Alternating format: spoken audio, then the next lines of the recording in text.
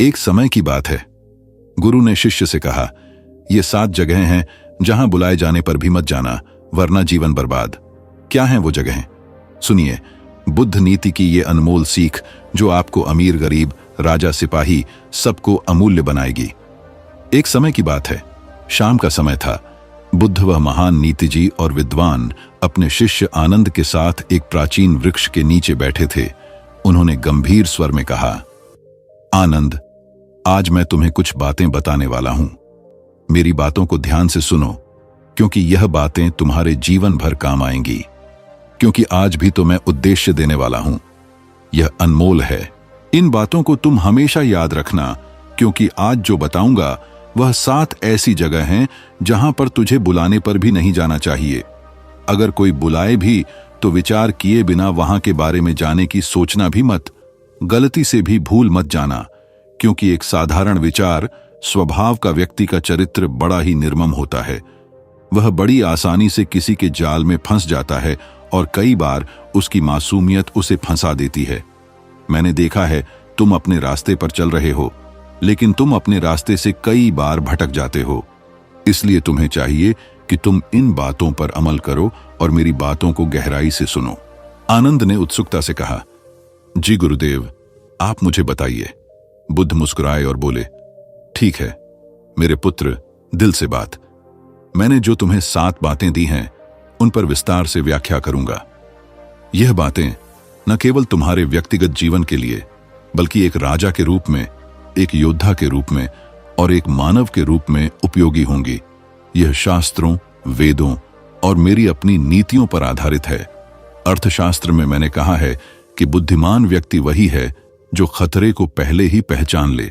तो चलो एक एक करके इन 7 जगहों पर चर्चा करते हैं। मैं प्रत्येक पर विस्तार से बताऊंगा, उदाहरण दूंगा, कारण समझाऊंगा और बताऊंगा कि क्यों इन जगहों पर जाना वर्जित। तुम्हें तिरस्कार की दृष्टि से देखें, अपमान करें या तुम्हारी उपस्थिति को हल्का समझें, वहां बिना तैयारी के कदम रखना मृत्यु के समान है। क्यों? क्योंकि इंसान का मन इतना कमजोर होता है कि अपमान उसे तोड़ देता है। एक राजा होकर भी अगर तुम अपमानित हो गए तो तुम्हारा राज्य कैसे चलेगा? अपमान की ऊर्जा इतनी घातक होती है कि वह तुम्हारी आत्मा को खोखला कर देती है, तुम्हारी निर्णय क्षमता को कमजोर कर देती है और तुम्हें कमजोर बना देती है। वास्तुशास्त्र और वेदों में आत्मसम्मान को सर्वोच्च स्थान दिया गया है। राघवेद में कहा गया है कि व्यक्ति को हमेशा ऐसे वातावरण में रहना चाहिए जहां उसका मान बढ़े, ना कि घटे। पहले पता करो कि वहां कौन लोग हैं। क्या वे तुम्हारे मित्र हैं या छिपे शत्रु? क्या वातावरण तुम्हारे अनुकूल है? अगर नहीं तो बहाना बनाकर टाल दो। कह दो मुझे कोई महत्वपूर्ण कार्य है, लेकिन कभी ना जाओ। यह जगहें हो सकती हैं किसी ऐसे व्यक्ति का घर जहां तुम्हें पहले अपमानित किया गया हो, या कोई सभा जहां तुम्हारी जाति, धर्म या पदवी पर सवाल उठते हो। जीवन छोटा है, समय व्यर्थ मत करो। वेदों में कहा गया है, सम्मानित रहो, अपमानित ना हो। अपमान से बचो, क्योंकि अपमान विद्रोह का बीज बोता है। अर्थशास्त्र में मैंने विस्तार से लिखा है कि एक नीतिज राजा को हमेशा अपनी प्रतिष्ठा की रक्षा करनी चाहिए, क्योंकि प्रतिष्ठा ही राज्य की नींव है। अगर तुम अपमानित हो गए तो तुम्हारे अनुयायी तुम्हें कमजोर समझेंगे, तुम्हारी कमान कमजोर हो जाएगी। शास्त्रों में इसे असम्मान का विष कहा गया है, जो धीरे धीरे शरीर को नष्ट करता है। इसलिए बिना सोचे समझे कभी मत जाओ। हमेशा मूल्यांकन करो। क्या वहां तुम्हें आदर मिलेगा? क्या तुम्हारी बात सुनी जाएगी? अगर नहीं तो दूरी बनाओ। यह नियम न केवल व्यक्तिगत जीवन के लिए, बल्कि राजनीतिक और सामाजिक जीवन के लिए भी अनिवार्य है। एक योद्धा के रूप में तुम्हें हमेशा मजबूत स्थिति में रहना चाहिए। अपमान कमजोरी का प्रतीक है और कमजोरी मृत्यु को आमंत्रित करती है। वेदांत में आत्मा की पवित्रता पर जोर दिया गया है और अपमान उस पवित्रता को दूषित करता है। इसीलिए आनंद, इस बात को गहराई से समझो। इज्जत वाली जगह ही चुनो, बाकी से दूर रहो। यह ज्ञान तुम्हें जीवन की हर चुनौती में विजय बनाएगा। अपमान से बचना ही बुद्धिमत्ता है। हमेशा याद रखो, सम्मान ही तुम्हारी सबसे बड़ी ताकत है। दूसरी जगह, वेश्या का घर। बुद्ध ने गहरी दृष्टि से आनंद की ओर देखा और कहा, सुनो, जीवन में कुछ स्थान ऐसे होते हैं जहां प्रवेश करना अपने आत्मसम्मान और आत्मबल को खो देना है। उनमें से एक है वेश्या का घर। जिस राजा का सेनापति वेश्या के घर जाता है, उसकी सेना दुर्बल हो जाती है। जिस मंत्री का मन वहां जाता है, उसकी नीति भ्रष्ट हो जाती है, और जिस प्रजा का झुकाव वहां होता है, उसका राज्य पतन की ओर बढ़ता है। मनुष्य के जीवन का आधार है उसका चरित्र, और चरित्र का शत्रु है वासना। वेश्या का घर बाहरी रूप से आकर्षक दिख सकता है। वहां सुगंध, श्रृंगार, नृत्य, संगीत और क्षणिक सुख का आभास होता है, लेकिन भीतर से वह स्थान आत्मा की ऊर्जा को सोख लेने वाला, पुण्य को नष्ट करने वाला और पाप की गंध से भरा हुआ होता है। बुद्ध ने कहा, नास्त कामसमोह, व्याधि नास्त तृष्णा, सम शत्रु वासना से बढ़कर कोई रोग नहीं और तृष्णा से बड़ा कोई शत्रु नहीं। वेश्या के घर जाने का अर्थ है अपने चरित्र को दांव पर लगाना, क्योंकि वहां जाने वाला व्यक्ति धीरे धीरे अपनी इच्छाओं का गुलाम बन जाता है। शरीर का सुख क्षणिक है, लेकिन उसका असर दीर्घकालिक होता है। आत्मा का तेज घटता है और मनुष्य धीरे धीरे आलस्य, मोह और निर्बलता में फंस जाता है। बुद्ध कहते हैं कि राजा हो या साधारण व्यक्ति जो वेश्या के घर जाता है, वह न केवल अपने धन का नाश करता है, बल्कि अपने सम्मान और आत्मबल का भी, क्योंकि वेश्या का घर केवल शरीर का व्यापार करता है। वहां प्रेम, श्रद्धा, निष्ठा और पवित्रता नहीं होती। वह स्थान मनुष्य के मन को मोहजाल में बांध देता है और धीरे धीरे उसे रसातल की ओर धकेल देता है।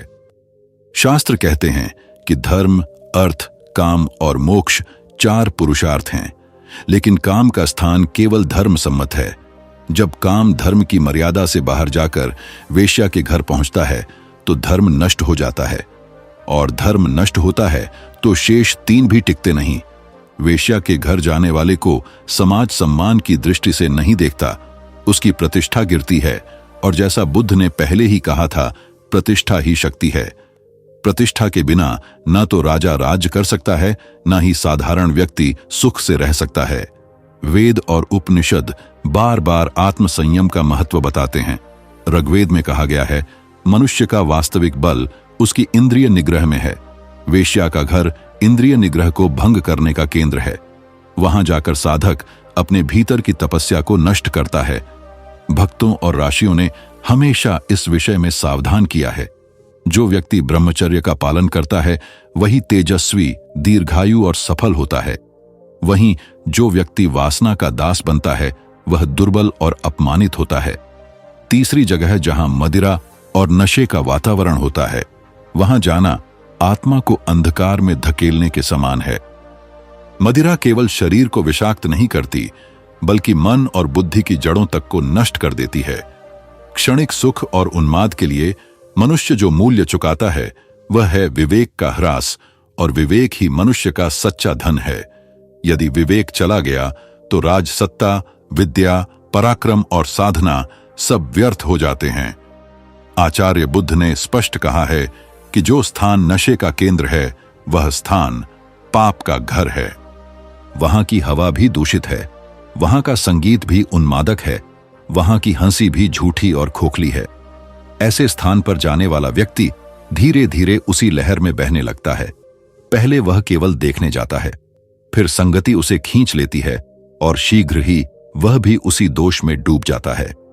शास्त्रों में कहा गया है, मदिरा प्रलयम नयति, अर्थात मदिरा विनाश की ओर ले जाती है। वहां जाने से न केवल शरीर दुर्बल होता है, बल्कि आत्मा का तेज भी क्षीण हो जाता है। साधक का मन कभी स्थिर नहीं हो सकता यदि वह नशे का स्पर्श भी करे। राजनीति के क्षेत्र में यह और भी घातक है। जिस राजा के सैनिक, मंत्री या स्वयं राजा नशे के वश में हो जाते हैं, उनका राज्य शीघ्र ही शत्रुओं के हाथ में चला जाता है। नशे में धुत मनुष्य का रहस्य बाहर निकल जाता है, और यही अवसर शत्रु को चाहिए होता है। इसीलिए आचार्य ने चेतावनी दी, जो अपनी गुप्त बात की रक्षा करना चाहता है, वह नशे का आसरा कभी ना ले। आध्यात्मिक दृष्टि से देखें तो नशा आत्मा की पवित्रता को ढक देता है। मनुष्य का अंतर्मन, जो दिव्यता का स्रोत है, नशे के धुएं में दब जाता है। ध्यान टूट जाता है, प्राण शक्ति बिखर जाती है, और जीवन एक अंधी गली में भटकने लगता है। इस कारण जो व्यक्ति नशे के स्थान पर कदम रखता है वह स्वयं अपने भीतर मृत्यु का बीज बोता है, और यह मृत्यु केवल शरीर की नहीं बल्कि चरित्र और आत्मा की भी होती है। इसीलिए आनंद याद रखो, जहां मदिरा का प्रवाह हो, जहां लोग अपने विवेक को शराब की प्याली में डुबो रहे हों, जहां गीत और नृत्य केवल वासना और पागलपन को जन्म दे रहे हो, उस स्थान से कोसों दूर रहना। वहां की एक सांस भी विष के समान है। 4. शत्रु का घर। शत्रु का घर वह स्थान है जहां विश्वास का नामो निशान नहीं होता। यह ऐसा कुआं है जिसमें विष भरा हो, और जो वहां जाता है वह स्वयं को संकट में डालता है। शत्रु की मधुर वाणी और आतिथ्य एक जाल है जो मनुष्य को भुलावे में डालकर उसका सर्वनाश करता है। आचार्य बुद्ध ने कहा है, शत्रु का घर मधु का छत्ता है, बाहर से मधुर, भीतर से दंश देने वाला। वहां की हंसी छल से भरी होती है और हर कदम पर विश्वासघात की तलवार लटकती है। जो व्यक्ति शत्रु के घर में प्रवेश करता है वह अपनी बुद्धि और विवेक को दांव पर लगाता है। पहले वह आतिथ्य में बहता है, फिर धीरे धीरे शत्रु की चाल में फंस जाता है। शास्त्रों में कहा गया है, शत्रु का संग आत्मघात है। वहां की हवा में छल, वहां का भोजन विष और वहां की बातें मायाजाल है। राजनीति में यह और भी घातक है। शत्रु का घर वह जगह है जहां गुप्त योजनाएं बनती हैं और रहस्य उजागर होते हैं। एक क्षण की असावधानी राजा को उसके सिंहासन से वंचित कर सकती है। बुद्ध की चेतावनी स्पष्ट है, शत्रु का दरवाजा वही खटखटाए जो अपनी मृत्यु को आमंत्रित करना चाहे। आध्यात्मिक दृष्टि से शत्रु का घर मन के भीतर के बैर को बढ़ाता है। वहां का वातावरण आत्मा को शांति नहीं बल्कि अशांति और द्वेष देता है। जो व्यक्ति वहां जाता है वह अपने हृदय में क्रोध और प्रतिशोध का बीज बोता है।